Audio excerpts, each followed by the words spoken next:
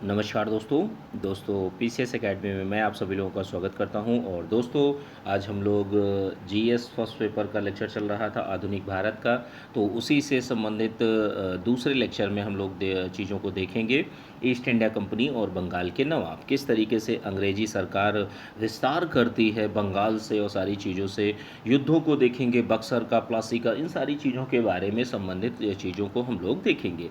ठीक है। और दोस्तों इसकी पीडीएफ जो है आप लोगों को पेड व्हाट्सएप ग्रुप में, जैसे ही ये 4 लेक्चर के बाद में दूसरा लेक्चर चलेगा आज, और 4 लेक्चर के बाद में जैसे ही ये पूरा का पूरा चैप्टर कंप्लीट हो जाएगा, तो आपको पेड व्हाट्सएप ग्रुप जो चल रहा है 2019 और 20 के लिए अलग अलग चल रहा है, तो उसमें आप लोगों को प्रोवाइड कर दी जाएगी। जो लोग भी इच्छुक हैं ज्वाइन करने के, तो डिस्क्रिप्शन बॉक्स में डिटेल पड़ी हुई है, या तो इस नंबर पर मैसेज कर सकते हैं। चलिए ज़्यादा टाइम वेस्ट न करते हुए आज का लेक्चर स्टार्ट करते हैं। देखिए, ईस्ट इंडिया कंपनी और बंगाल के नवाबों के बीच में कैसे व्यवहार रहे हैं, कैसी नीतियों को अपनाया गया है, कौन कौन सी घटनाएँ घटित हुई, तो इन सारी की सारी चीज़ों को, डायमेंशंस को, आयामों को, सारी चीज़ों को देखेंगे। ठीक है। देखिए, बंगाल के शासक एक रहते हैं मुर्शिद कुली खां, और उनके उत्तराधिकारी एक रहते हैं शुजाउद्दीन अलवर्दी खां। के समय क्या है, बंगाल बहुत ज़्यादा अधिक संपन्न हो गया था, अच्छी स्थिति में आ चुका था, और इसे भारत का स्वर्ग भी कहा जाने लगा था। इसी काल में बंगाल में लघु उद्योग और कृषि विकसित अवस्था की थी, और लगभग संपूर्ण जनता जो थी आर्थिक दृष्टि से बहुत अच्छी थी। पूरे भारत की भी बात की जाएगी तो पूरे भारत में भी आर्थिक संपन्नता थी, और बंगाल में धीरे धीरे विकास हो रहा था, जिससे कोलकाता, ढाका और मुर्शिदापुर ये प्रमुख थे। यही कारण था कि अंग्रेजों ने अपना ध्यान दक्षिण की ओर से हटाकर, मतलब दक्षिण भारत से हटाकर बंगाल की तरफ लगाया। अब देखिए घटनाएं कहाँ से घटित होती हैं। 1651 ईस्वी में शाह शुजा से अनुमति लेकर ईस्ट इंडिया कंपनी ने हुगली में पहला, ध्यान रखिएगा, हुगली में पहला कारखाना स्थापित करते हैं। 1670 से 1700 ईस्वी के बीच में बंगाल में अनधिकृत अंग्रेज व्यापारियों द्वारा और जो दस्तानदाजों का बोलबाला रहता है, ठीक है, अंग्रेज व्यापारियों का बोलबाला रहता है, और इन व्यापारियों की गतिविधियां ही जो कालांतर में काफ़ी समय के बाद में अंग्रेजों और मुगलों के बीच संघर्ष का कारण बनती है जाकर। ठीक है। तो अब सबसे पहली चीज़ देख लेते हैं शुजाउद्दौला के बारे में। तो देखिए, अलवर्दी खां के बाद में, ठीक है, उसका नाती रहता है शुजाउद्दौला। 10 अप्रैल 1756 को बंगाल का नवाब बनाया जाता है, और यह अप्रैल 1756 से जून 1757 तक बंगाल का नवाब बनते हैं। ठीक है, ध्यान रखिएगा, यहाँ तक घटनाएं घटित हो चुकी होती हैं। उसके बाद में अगली घटना क्या होती है, सिजाउद्दौला ने बंगाल में कंपनी के कर्मचारियों द्वारा किए जा रहे दस्तक के दुरुपयोग, मतलब जो एक अधिकार पत्र दिया गया था, तो उसका दुरुपयोग रोकने का प्रयास किया। ठीक है। सिराजुद्दौला नहीं, सिराजुद्दौला है। सिराजुद्दौला का जो अंग्रेज़ों से संबंध था वो बहुत ही ज़्यादा कड़वाहट भरा रहता है, जिसके कारण कई जिम्मेदार होते हैं। और 4 जून 1756 ईस्वी को कासिम बाजार पर अधिकार करने के बाद कलकत्ता पर अधिकार 20 जून 1756 कर लिया जाता है। अब कलकत्ता के गवर्नर एक रहते हैं रोजर ड्रेक। सेनापति मिन्शिन को हुगली नदी के ज्वारग्रस्त फुल्टा द्वीप में शरण लेनी पड़ी। ठीक है। और अंग्रेज अधिकारी होते हैं हालवेल। तो हालवेल ने अपने कुछ सहयोगियों के साथ में नवाब के समक्ष में आत्मसमर्पण कर देते हैं। तो ये घटनाएं धीरे धीरे चल रही होती हैं। अब इसके बाद में जो चीज़ें चलती हैं वो बहुत ज़्यादा खतरनाक होती हैं। जैसे एक देखिए, ऐतिहासिक परिप्रेक्ष्य में ब्लैक होल की घटना देखी जाती है। 20 जून 1756 में यह कहा जाता है कि फोर्ट विलियम के पतन के बाद में सिराजुद्दौला ने बंदी बनाए गए 146 अंग्रेजों को, ध्यान रखिएगा, कैदियों को, जिसमें से स्त्री और बच्चे भी थे, एक कहते हैं घुटन युक्त अंधेरे कमरे में बंद कर देता है। कौन बंद करता है? सिराजुद्दौला। ठीक है। 21 जून को प्रातःकाल तक कमरे में केवल 21 व्यक्ति ही जीवित बचते हैं, जिसमें से अंग्रेज हालवेल भी शामिल थे। ठीक है, कि मतलब जो अंग्रेज अधिकारी थे हालवेल, ये भी उस काल कोठरी में या ब्लैक होल में बंद किए जाते हैं, उस कमरे में, अंधेरे कमरे में बंद किए जाते हैं। और अंग्रेज इतिहासकारों ने इस घटना को काल कोठरी त्रासदी या ब्लैक होल ट्रेजेडी की संज्ञा दी है। अब देखिए, बहुत सारे इतिहासकार हैं, ये कहा जाता है कि यह जो अंग्रेज या ब्रिटिश हिस्टोरियन हैं, ये उनकी गलत तरीके से मतलब व्यक्त की गई यह दंत कथा है, मतलब ये सही चीज़ नहीं थी। और बहुत से कुछ लोगों का मत है कि हाँ ये चीज़ घटना सही थी, ठीक है। तो बहुत से विद्वानों के अलग अलग मत माने जाते हैं। अब देखिए प्लासी के युद्ध की बात कर लेते हैं। सबसे पहला जो युद्ध बंगाल के नवाब और अंग्रेज़ों के बीच में होता है, प्लासी का युद्ध 23 जून 1757, ठीक है। प्लासी के युद्ध की गणना भारत के निर्णायक युद्धों में की जाती है। इसके बाद में ही भारत में अंग्रेजों के शासन की नींव मानी जाती है, ठीक है। यहीं से चीज़ें परिवर्तित होने लगती हैं। इस युद्ध में अंग्रेजी सेना ने क्लाइव के नेतृत्व, मतलब जो गवर्नर जनरल रहते हैं वो क्लाइव रहते हैं, ठीक है, बंगाल के। और इसकी सेना में 900 अंग्रेज और 2000 हिंदुस्तानी सिपाही थे। अब सोच कर देखिए कि 900 अंग्रेज हैं और उससे ज़्यादा, कहीं दुगनी मात्रा में, दुगने से भी ज़्यादा हिंदुस्तानी सिपाही रहते हैं। दूसरी ओर 4500 सैनिकों वाली नवाब की सेना रहती है। 3 राजद्रोही रहते हैं, मीर जाफ़र, यार लतीफ़ खां और राजा राय दुर्लभ लाए, ठीक है। तो ये 3 लोग विश्वासघात करते हैं सिराजुद्दौला के साथ में। 23 जून 1757 को मुर्शिदाबाद के दक्षिण में 22 मील की दूरी पर स्थित प्लासी नामक गांव में दोनों सेनाओं के बीच में संघर्ष होता है, जिसको नाम दिया जाता है प्लासी का युद्ध का मैदान, प्लासी का युद्ध, ठीक है। सेना को छिन्न भिन्न देखकर नवाब अपने महल की ओर भाग जाता है और अंततः मुर्शिदापुर में मीर जाफ़र के पुत्र मीरन की आज्ञा पर मोहम्मद बेग द्वारा सिराज की हत्या कर दी जाती है। 28 जून 1757 को अंग्रेज़ों ने क्या करते हैं कि मीर जाफ़र को बंगाल का नवाब बना देते हैं। अब देखिए सिराजुद्दौला, सिराज जो रहता है जी भाई, उसकी सेना छिन्न-भिन्न हो गई होती है। अब सोच के देखिए कहाँ 4500 सैनिक है, लेकिन जो आपके 2900 सैनिक थे, ये बहुत ही अच्छी सुसज्जितता से सुसज्जित थे, ठीक है। आधुनिक हथियारों से सुसज्जित थे, तो ये भी एक बहुत बड़े रीज़न माने जाते हैं, ठीक है। और उसके बाद में क्या होती है कि मीर जाफ़र को 28 जून 1757 को अंग्रेज़ों ने क्या है, मीर जाफ़र को बंगाल का नवाब बना देते हैं। इस युद्ध में विजय ने बंगाल में अंग्रेजी साम्राज्य की नींव डाली जाती है, नींव पड़ चुकी होती है।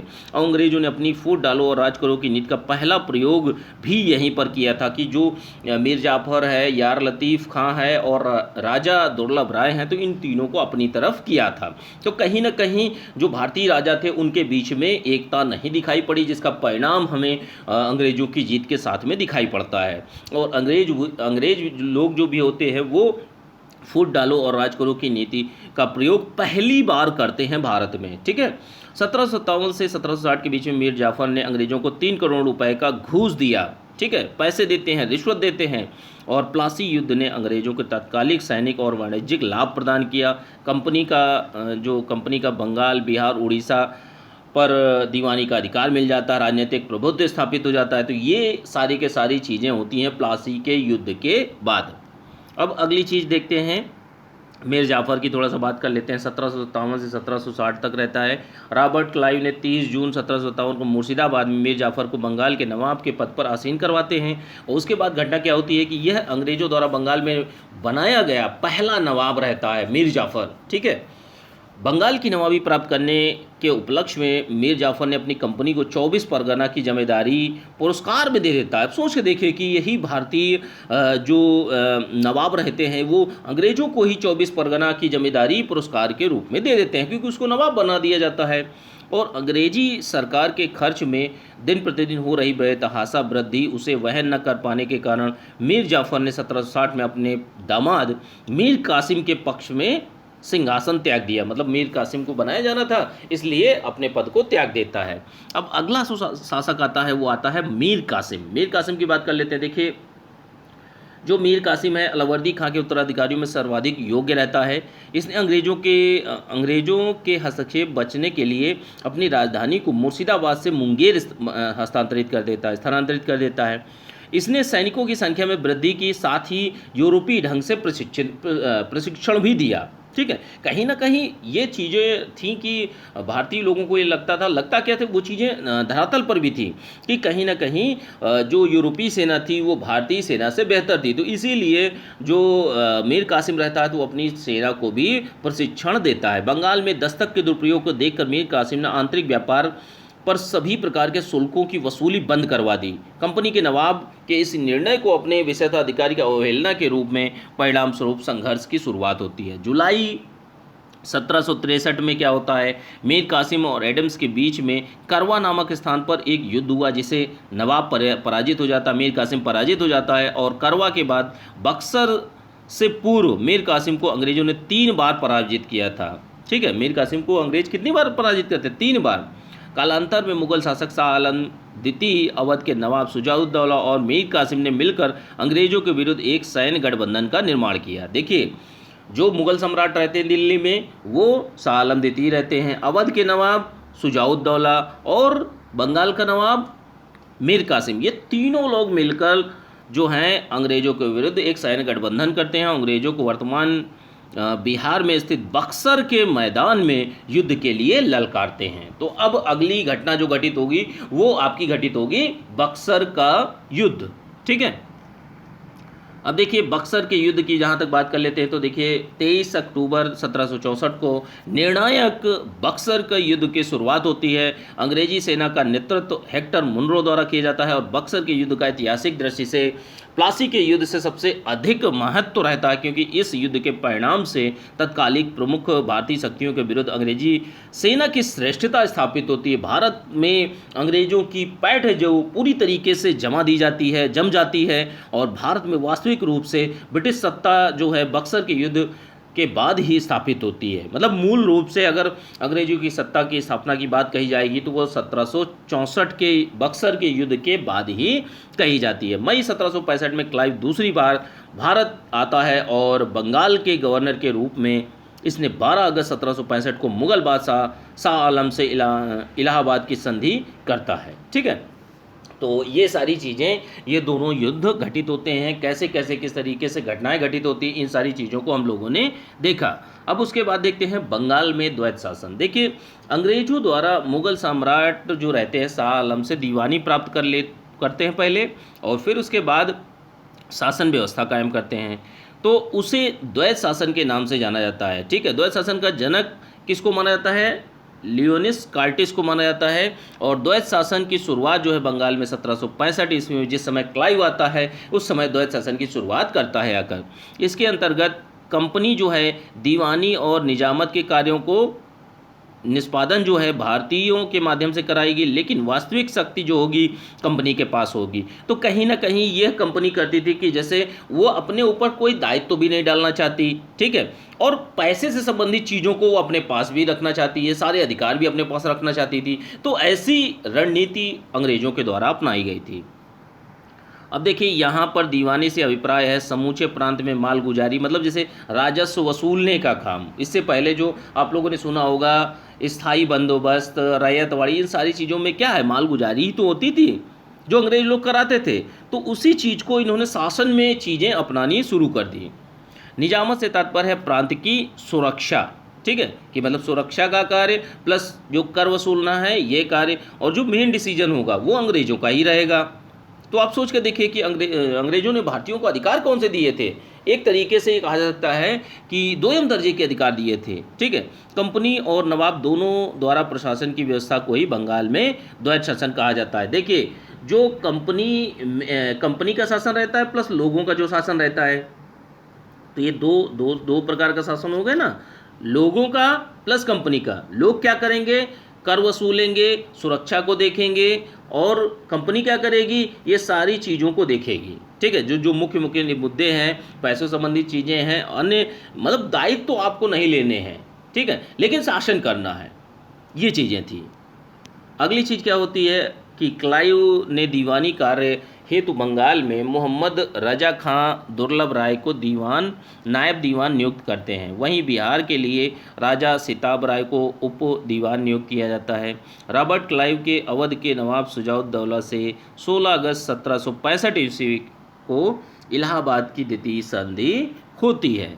ठीक है, अब देखिए आधुनिक भारत की प्रमुख घटनाएं और संबंधित व्यक्ति एवं उनकी समस्याओं को देख लेते हैं। तो सबसे पहले तो हम लोग देखेंगे चंपारण सत्याग्रह को। ठीक है, देखिए आधुनिक भारत की घटनाओं की जहाँ तक बात करते हैं तो व्यक्ति और उनकी समस्याएं और जो चीज़ें हैं, चंपारण सत्याग्रह की बात कर लेते हैं। तो देखिए बिहार के एक प्रांत है चंपारण। तो चंपारण में किसानों द्वारा एक आंदोलन चलाया जा रहा था, ठीक है। और राजकुमार शुक्ल नामक चंपारण के एक स्थानीय नेता थे। उन्होंने क्या किया था कि 1916 ईस्वी में कांग्रेस के लखनऊ अधिवेशन में महात्मा गांधी से मुलाकात की थी, ठीक है, जिसको लखनऊ समझौते के नाम से भी जाना जाता है, ठीक है। तो यहाँ पर गांधी जी से मुलाकात करते हैं और उन्हें क्या करते हैं, चंपारण आने का एक और नेतृत्व संभालने का निमंत्रण देते हैं आकर। गांधी जी के अनशन पर बैठने से मजदूरों के उत्साह में वृद्धि होती है, उनका संघर्ष और तेज हो जाता है और जिसके फलस्वरूप क्या होता है कि किसानों की जो अपनी भूमि होती है उसमें 3/2 हिस्से में नील की खेती करना अनिवार्य कर दिया जाता है। तो इसको तिनकठिया प्रथा भी कहा जाता है, मतलब 3/20 भाग में नील की खेती करना अनिवार्य है आपको। तो तिनकठिया प्रथा में कृषकों को अनुबंध में जकड़कर उनका अत्यधिक शोषण किया जाता था। 20वीं शताब्दी के आरंभ तक नील की खेती के अलाभकारी होने के कारण यूरोपीय भी नील की खेती को त्यागने के लिए बाध्य हो गए थे, ठीक है। अब देखिए गांधी जी के चंपारण पहुंचने पर वहां के जिला प्रशासन ने उन्हें चंपारण से वापस लौट जाने का आदेश दिया। आदेश की अवहेलना करते हुए गांधी जी किसी प्रकार दंड को भुगतने के लिए तैयार हो गए और इसी बीच सरकार ने एक आयोग गठित किया, उसे गांधी जी को भी सदस्य बनाया गया और इस आयोग ने तिनकठिया प्रथा को भी समाप्त कर दिया। जो नीलहे मालिकों ने अवैध वसूली का जो 25% जो वापस लौटाना स्वीकार किया। इस प्रकार समिति से संबंधित चीज़ें थी और कुछ चीज़ों पर रियायत भी दी गई। इस प्रकार गांधी जी ने चंपारण में पहली बार सत्याग्रह का प्रयोग किया और सफल भी होते हैं। चंपारण आंदोलन के दौरान ही रविन्द्रनाथ टैगोर ने गांधी जी को महात्मा कहकर पुकारा था, ठीक है। तो अब देखिए जो हमारे सिलेबस में जो चीज़ें हैं वो अलग अलग तरीके से हैं, अलग अलग पैटर्न में, तो उसी के अनुसार हम चीज़ों को देख रहे हैं, ठीक है। ऐसा मत सोचिएगा कि हम लोग डायरेक्टली 1917 में कैसे पहुंच गए, ठीक है। तो उससे पहले असहयोग आंदोलन, ये सारी चीज़ें आपके नेक्स्ट चैप्टर में आपका आएगा, ठीक है। असहयोग आंदोलन हो गया, स्वदेशी आंदोलन हो गया, तो ये सारी चीज़ें होंगी, ठीक है। अगली चीज़ क्या है, अहमदाबाद आंदोलन की बात कर लेते हैं। अहमदाबाद आंदोलन जो है मार्च 1918 में हुआ था। अहमदाबाद में मिल मालिकों और श्रमिकों के बीच में संघर्ष का मुद्दा रहा है, ठीक है। और यह मुद्दा प्लेग बोनस के लिए लेकर हुआ था। अहमदाबाद में प्लेग की स्थिति में मिल मालिकों ने क्या किया था कि प्लेग बोनस दिया था, ठीक है, जिसे वो प्लेग के प्रकोप के खत्म होने के बाद समाप्त करना चाहते थे। लेकिन यहाँ पर मजदूरों की मांग थी कि प्लेग बोनस के 50% हिस्से को बनाए रखने की भी बात कही थी। वहीं पर मिल मालिक क्या कह रहे थे, केवल 20% भुगतान करने को ही तैयार थे। तो ऐसी स्थिति में गांधी जी इसमें बीच में आते हैं और इस आंदोलन के दौरान भारत में गांधी जी ने पहली बार भूख हड़ताल जो होती है तो उसके अस्त्र का प्रयोग किया जाता है और परिणाम स्वरूप मिल मालिक श्रमिकों को 35% प्लेग बोनस देने के लिए तैयार हो जाते हैं और मिल मालिक जो थे अम्बालाल साराभाई की बहन अनसुईया बेन इसी संघर्ष में महात्मा गांधी के साथ भी रहती हैं, ठीक है। अब अगली चीज़ क्या है दोस्तों, देखिए एक लेक्चर में हम लोग लगभग 7 पेजेस को देखते हैं, ठीक है, 7 से 8 और लगभग 30 पेजेस हैं, तो 4 लेक्चर में हम लोग अच्छे से कंप्लीट कर लेंगे, ठीक है। और जो अब हम लोग अगला टॉपिक, अगली घटना देखते हैं। खेड़ा आंदोलन की बात कर लेते हैं। 1918 में होता है और खेड़ा आंदोलन का क्या उद्देश्य था, क्या नहीं था, इन सारी चीज़ों पर बात करेंगे कि जैसे खराब उपज के कारण गुजरात के खेड़ा जिले में कृषकों के साथ राजस्व में छूट की मांग की गई थी। जो सर्वेंट ऑफ इंडिया सोसाइटी के सदस्य थे विट्ठल भाई पटेल तथा महात्मा गांधी ने पूरी जांच पड़ताल करने के बाद यह निष्कर्ष निकाला कि कृषकों की मांग जायज़ है और राजस्व संहिता के अनुसार कृषकों को पूरा लगान माफ़ कर दिया जाना चाहिए। गांधी जी ने कृषकों से लगान नहीं देने का आह्वान किया और खेड़ा जिलों में युवा वकील थे वल्लभ भाई पटेल, इंदुलाल याग्निक ने क्या किया कि गांधी जी के साथ में गांवों का दौरा शुरू किया। इसी बीच गांधी जी को पता चला कि सरकार ने अधिकारियों को गुप्त निर्देश दिया है कि लगान उन्हीं से वसूला जाएगा जो लगान देने की स्थिति में हैं। इस तरह गांधी जी का मकसद पूरा हो जाता है और आंदोलन को स्थगित कर देते हैं। इन आंदोलनों में महात्मा गांधी ने अद्भुत सिद्धांतों की भारत के संदर्भ में प्रासंगिकता जो होती है वो सिद्ध करते हैं और जनता का विश्वास प्राप्त करते हैं आपका खेड़ा आंदोलन से, ठीक है। अब देखिए रॉलेट एक्ट की बात कर लेते हैं। रॉलेट एक्ट 1919 में आता है, ठीक है। प्रथम विश्व युद्ध के उपरांत जब जनता संवैधानिक सुधारों की उम्मीद कर रही होती है, उसी समय ब्रिटिश सरकार क्या करती है, एक दमनकारी अधिनियम जिसे अराजकता और क्रांतिकारी अपराध अधिनियम 1919 या रॉलेट एक्ट के नाम से जाना जाता है, ठीक है, और जनता के समक्ष प्रस्तुत किया जाता है। इस समय भारत का वायसराय जो रहते हैं लॉर्ड चेम्सफोर्ड रहते हैं।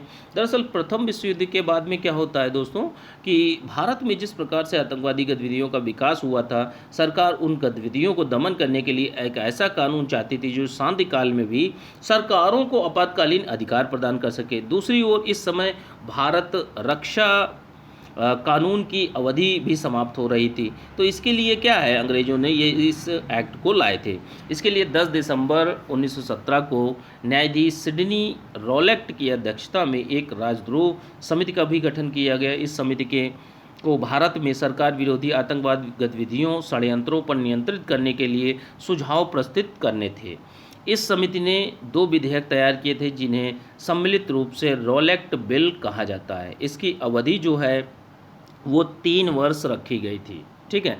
और क्या चीज़ें हैं कि जैसे रॉलेट एक्ट के प्रस्तावित होने की स्थिति में गांधी जी ने आरंभ में ही इसका विरोध किया था और इन्होंने फरवरी 1919 को इसके विरोध के लिए एक देशव्यापी आंदोलन स्टार्ट किया था, ठीक है। 18 मार्च 1919 को केंद्रीय विधान परिषद के सदस्यों के विरोध के बावजूद यह विधेयक पारित हुआ, जिसे अराजकता और क्रांतिकारी अपराध अधिनियम 1919 या सामान्य रूप से रॉलेट एक्ट कहा जाता है, ठीक है। तो अब इसके कुछ प्रावधानों को देख लेते हैं, फिर उसके बाद में जलियांवाला बाग जो हत्याकांड है वो हम नेक्स्ट लेक्चर में देखेंगे, ठीक है।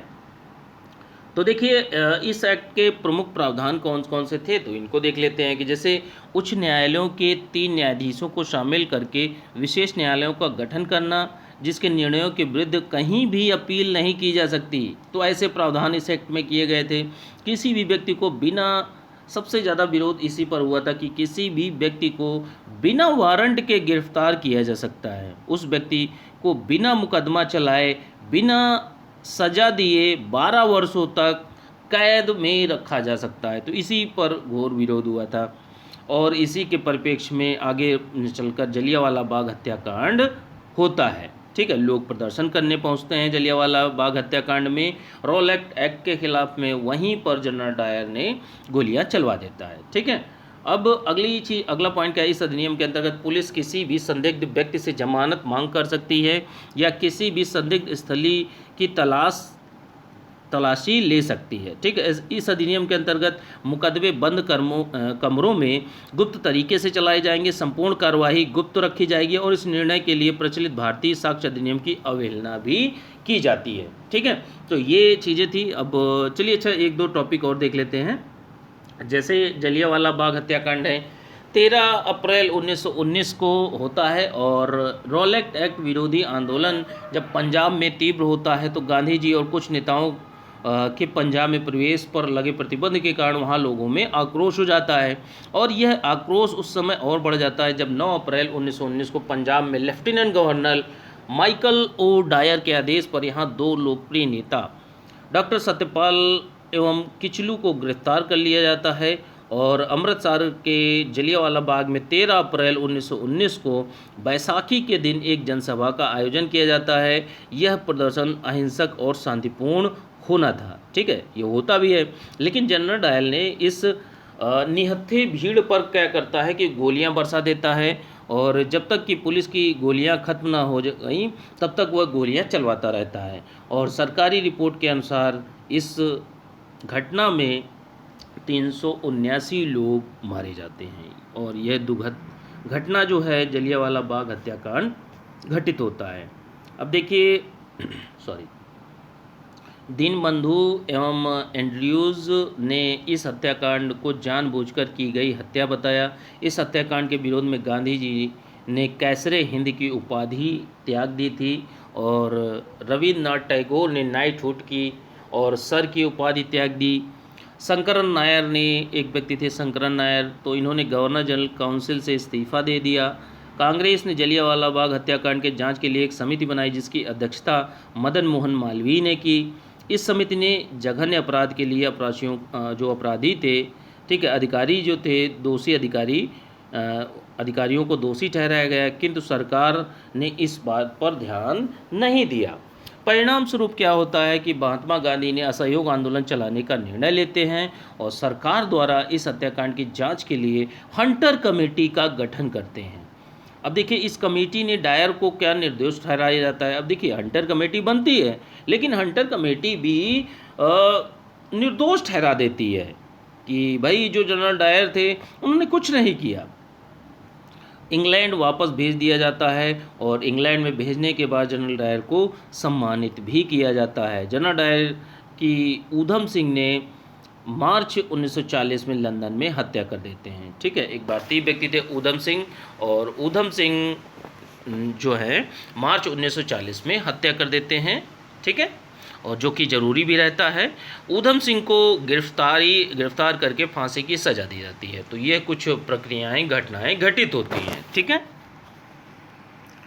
अब खिलाफत आंदोलन को दोस्तों हम लोग कल की डेट में करेंगे। कल वाले लेक्चर में हम लोग तीसरे लेक्चर में, और जैसे ही ये पूरा का पूरा चैप्टर कंप्लीट हो जाएगा, हम आप लोगों को जो पेड व्हाट्सएप ग्रुप चल रहा है उसमें आप लोगों को पीडीएफ मिल जाएगी। ठीक है, पेड व्हाट्सएप ग्रुप ज्वाइन करने के लिए डिस्क्रिप्शन बॉक्स में डिटेल को चेक कर सकते हैं, या तो मेरे नंबर 9140085178 पर मैसेज कर सकते हैं। ठीक है, चलिए ठीक है, थैंक यू देखने के लिए।